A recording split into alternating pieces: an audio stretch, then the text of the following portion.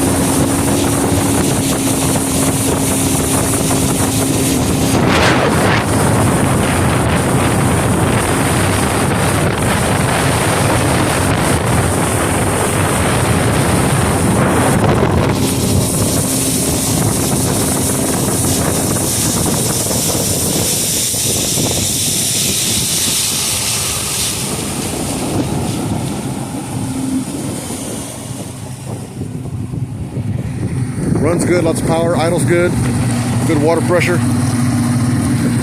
It's ready to go.